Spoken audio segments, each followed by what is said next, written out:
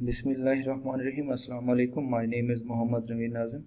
बेशक इंसान वही कुछ काटता है जो कुछ वो बोता है, और इसी की मिसाल हम लेके चलते हैं पाकिस्तान और न्यूजीलैंड के दरमियान 1992 को वर्ल्ड कप के सेमीफाइनल की तरफ। न्यूजीलैंड पहले बैटिंग करते हुए पाकिस्तान को 262 स्कोर्स का टारगेट देता है, और पाकिस्तान जब बैटिंग करने के लिए आता है तो बहुत उम्दा अंदाज से बैटिंग करता है, अपने रन रेट को आसानी से लेके चलता है। आखिरी 40 ओवर में जाके पाकिस्तान के 4 खिलाड़ी आउट होते हैं, और पाकिस्तान को 60 बॉलों पे 72 स्कोर चाहिए होते हैं, जो कि पाकिस्तान के लिए आसान हो चुका होता है मैच। और आखिर में पाकिस्तान को 7 बॉलों पे 3 स्कोर चाहिए होता है, और पाकिस्तान की 5 विकेट्स मौजूद होती हैं, और पाकिस्तान ये मैच आसानी से जीत चुका होता है। इस मैच को बताने का मकसद, और फिर फर्स्ट T20 वर्ल्ड कप जो पाकिस्तान और इंडिया के दरमियान होता है, पाकिस्तान को 5 बॉलों पे 12 स्कोर चाहिए होते हैं, और पाकिस्तान के पास पीछे कोई विकेट नहीं होती, और 4 बॉलों पे पाकिस्तान को 6 स्कोर चाहिए होते हैं, लेकिन उसके बावजूद भी पाकिस्तान मैच हार चुका होता है।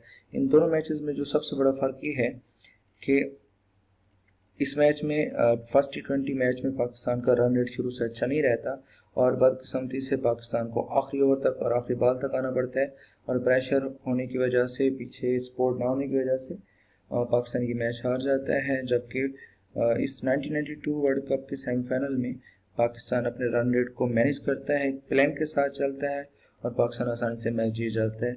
स्टूडेंट की लाइफ में भी कुछ इस तरह के उतार चढ़ाव आते हैं।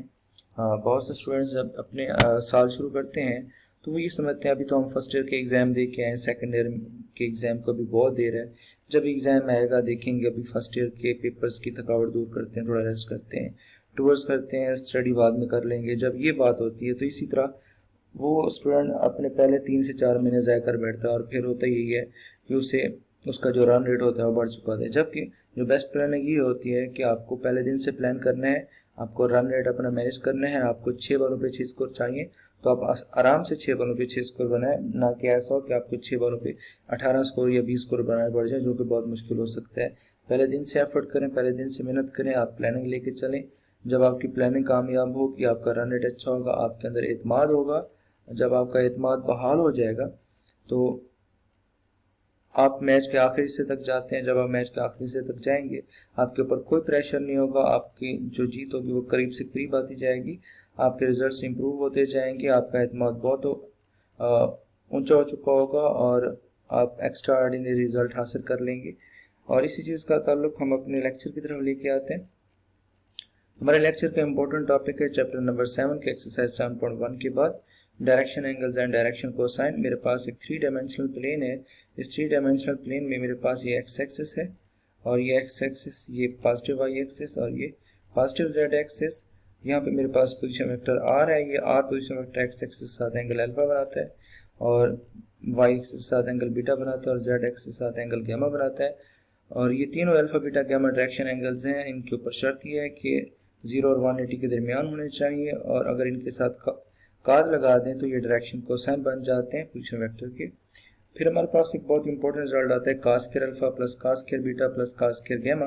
Are equal to x i plus y j plus z की मेरे पास एक पोजीशन वेक्टर है। जब हम इसकी मैग्नीट्यूड लेते हैं तो r equal to x square plus y square plus z square root देता है। Taking square on both side, तो r square equal to x square plus y square plus z square देता है। हम इसी डायग्राम को 3 डिफरेंट ट्राइंगल्स में break करते हैं, तो देखते हैं हमारे पास किस तरह की ट्राइंगल्स बनती हैं। पहली ट्राइंगल की अगर बात करें, मेरे पास ये यहाँ पे ए वेक्टर, ये पॉइंट है, ये मेरे पास ओ है, और ये मेरे पास यहाँ पे पी है। तो अगर यहाँ पे बात करें तो मेरे पास ये काज अल्फा जो ओ ए, ये बेस है, और ये मेरे पास हाइपोटेन्यूस है। सेम एज इट इज अगर ये वाली बात है तो इस केस के अंदर मेरे पास काज अल्फा जो होगा वो ओ ए और ओ पी ये देता है, और ओ ए जो है ये आपके पास एक्स के बराबर है, और जो ओ पी था आपके पास वो आर के बराबर था, तो ये एक्स और आर देता है। Same as next triangle O B P के अंदर ट्राइंगल ओ बी पी की बात करेंगे, तो ट्राइंगल ओ बी पी के अंदर देखते हैं हमारे पास क्या चेंजेस आते हैं। यहाँ पर मेरे पास ये बी है, ये पी है, ये ओ है, O B is a base, और ये आपके पास y के बराबर है, और मेरे पास ये आपके पास r के बराबर है। जो एंगल है आपके पास वो बीटा बन चुका है यहाँ पे, और यहाँ पे cos beta that is equal to O B, और ओ पी आपको ये देता है। तो ओ बी जो आपके पास वाई और आर के बराबर। सिमिलरली हम ट्राइंगल ओ सी पी की बात करेंगे। यहाँ पे आपके पास ये पी होगा, यहाँ पे आपके पास ये सी होगा और यहाँ पे आपके पास ये ओ होगा। तो ट्राइंगल ओ सी पी में गैमा एंगल आपके पास बन रहा होगा ओ सी ओवर ओ पी, बेस और हाइपोटेन्यूज देते हैं और ओ सी आपके पास जेड के बराबर है, तो ये cos गैमा देता है आपको जेड ओवर आर। आप इक्वेशन नंबर 1, 2 और 3 का स्क्वायर करें और तीनों को ऐड करें। जब हम इन तीनों को स्क्वायर करके ऐड करते हैं देते हैं cos square alpha plus cos square beta plus cos square gamma that is equal to x over r whole square plus y over r whole square plus z over r whole square. जब आप इसका square open करते हैं देते हैं x square over r square plus y square over r square plus z square over r square. तीनों का LCM लेते हैं आर स्क्वायर देते हैं तो देते हैं x square plus y square plus z square. हमारे पास जो इक्वेशन नंबर 1 थी, इक्वेशन नंबर 1 में अगर आप गौर से देखें तो आपके पास ये चीज़ आर स्क्वायर के बराबर होती है, x square plus y square plus z square. तो हम यहाँ पर आर स्क्वायर की जगह पे वैल्यू पुट करते हैं। यहाँ पर जब आर स्क्वायर की जगह पे वैल्यू पुट करते हैं x square plus y square plus z square, तो ये कैंसिल हो जाती है इसके साथ, तो बाकी यहाँ पे ये बन जाता है। तो ये हमारा रिक्वायर्ड रिजल्ट है। लेकिन याद रखिएगा कि अगर आपके पास इस तरह की इक्वेशन आ रही है cos square alpha plus cos square beta plus cos square gamma, तो दैट इज इक्वल टू 1, तो इसमें अल्फा बीटा और जो गैमा है इनको हम डायरेक्शन एंगल्स कहते हैं। अगर ऐसे कोई तीन एंगल्स आपको मिल जाते हैं जो इस इक्वेशन को सेटिस्फाई करते हैं, वो तीनों एंगल डायरेक्शन एंगल्स कहलाते हैं, जबकि यहाँ पे cos अल्फा cos बीटा और cos गैमा जो होंगे वो डायरेक्शन कोसाइन कहलाते हैं। एक्सरसाइज 7.2 की तरफ मूव करते हैं। क्वेश्चन नंबर 1 है आपके पास, let a is equal to 2, 5, b is equal to -1, 1 and c is equal to 2, 1 is 6। हमने ए बी की वैल्यू फाइंड करनी है और पोजीशन वेक्टर के मुताबिक जो ए है ये ओ ए के बराबर है, ये ओ बी के बराबर है और ये ओ सी के बराबर है। तो जो ए बी है ये आपके पास ओ बी माइनस ओ ए के बराबर है। ओ बी की वैल्यू पुट करते हैं, ओ ए की वैल्यू पुट करते हैं, माइनस का साइन अंदर मल्टीप्लाई करते हैं, माइनस आई प्लस जे माइनस 2i माइनस जे, माइनस आई माइनस 2i माइनस जे देता है, प्लस जे माइनस 5j आपको माइनस 4j देता है। That is your required answer. इसके पार्ट बी की तरफ आते हैं। पार्ट बी में हमारे पास 2ab माइनस सी बी की वैल्यू हमने फाइंड करनी है।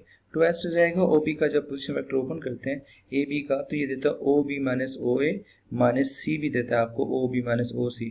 ओ बी ओ ए ओ बी ओ सी की वैल्यूज पुट करें, इनके दरमियान जो ब्रैकेट्स हैं उनको ओपन करें। जब ओपन करते हैं तो हमारे पास फाइनल रिजल्ट आता है -3i minus 15j। That is your required result. Next हम आते हैं थर्ड पार्ट की तरफ, क्वेश्चन नंबर 1 के।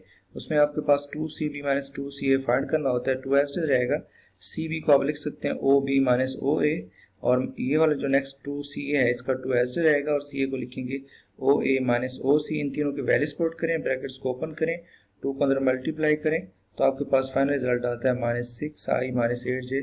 That is your required result. Next हम क्वेश्चन नंबर 2 की तरफ आते हैं। हमें तीन वेक्टर दिए गए u is equal to i plus 2j minus k, v is equal to 3i minus 2j plus 2 k और w is equal to 5i minus j plus 3 के।